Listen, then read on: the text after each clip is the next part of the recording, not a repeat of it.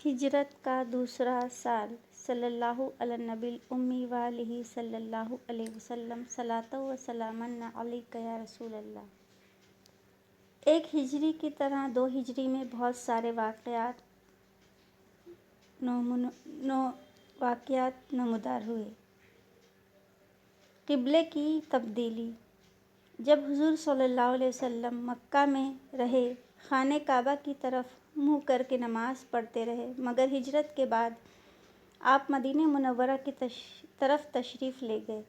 خداوند تعالیٰ کا یہ حکم ہوا کہ آپ اپنی نمازوں میں بیت المقدس کو اپنا قبلہ بنائیں۔ چنانچہ آپ 16 یا 17 مہینے تک بیت المقدس کی طرف رخ کر کے نماز پڑھتے رہے، مگر آپ کے دل کی تمنا یہی تھی کہ کعبہ ہی کو قبلہ بنایا جائے۔ چنانچہ آپ اکثر آسمان کی طرف چہرہ اٹھا کر اس کے لیے وحی الہی کا انتظار فرماتے، یہاں تک کہ ایک دن اللہ تبارک و تعالیٰ نے اپنے حبیب صلی اللہ علیہ وسلم کی قلبی آرزو پوری فرمائی اور قرآن کی آیت نازل ہوئی، قَدْ نَرَىٰ تَقَلُّبَ وَجْهِكَ فِي السَّمَاءِ، ہم دیکھ رہے بار بار آپ کا چہرہ، آپ کا آسمان کی طرف منہ کرنا، تو ہم ضرور آپ کو پھیر دیں گے اس قبلے کی طرف جس میں آپ کی خوشی ہے، تو آپ پھیر دیجئے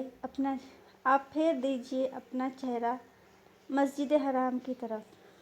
چنانچہ حضور اقدس صلی اللہ علیہ وسلم قبیلہ بنی سلمہ کی مسجد میں نماز ظہر پڑھا رہے تھے، حالت نماز میں ہی وحی نازل ہوئی اور نماز ہی میں آپ نے بیت المقدس سے مڑ کر خانہ کعبہ کی طرف اپنا چہرہ کر لیا، اور تمام مقتدیوں نے بھی آپ کی پیروی کی۔ اس مسجد کو جہاں یہ واقعہ پیش آیا مسجد قبلتین کہتے ہیں، اور آج بھی یہ تاریخی مسجد زیارت گاہ کا ہے جو مدینہ شریف سے تقریباً 2 کلومیٹر کے دوری پر شمال میں واقع ہے۔ اس قبلہ بدلنے کو تحویل قبلہ کہتے ہیں، اور تحویل قبلہ سے یہودی کو بڑی تکلیف ہوئی۔ جب تک حضور صلی اللہ علیہ وسلم بیت المقدس کی طرف رخ کر کے نماز پڑھ رہے تھے تو یہودی خوش تھے اور فخر کر رہے تھے کہ محمد صلی اللہ علیہ وسلم بھی ہمارے ہی قبلے کی طرف رخ کر کے عبادت کرتے ہیں، مگر جب قبلہ بدل گیا تو یہودی اس قدر برہم و ناراض ہوئے کہ طعنہ دینے لگے۔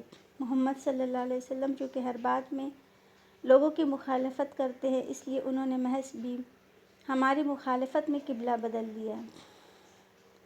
صلی اللہ علیہ وسلم۔ لڑائیوں کا سلسلہ۔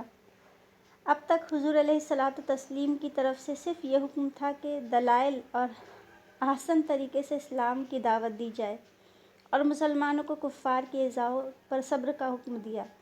اسی لیے کافروں نے مسلمانوں پر بڑے بڑے ظلم و ستم کے پہاڑ توڑے، مگر مسلمانوں نے انتقام کے لیے کبھی ہتھیار نہیں اٹھائے، بلکہ ہمیشہ صبر و تحمل کے ساتھ کفار کی ایذا رسانیوں اور تکلیفوں کو برداشت کرتے رہے۔ لیکن ہجرت کے بعد جب سارا عرب اور یہودی مسلمانوں کے جانب دشمن ہوئے اور ان مسلمانوں کو فنا کے گھاٹ اتار دینے کا عزم کرنے لگے،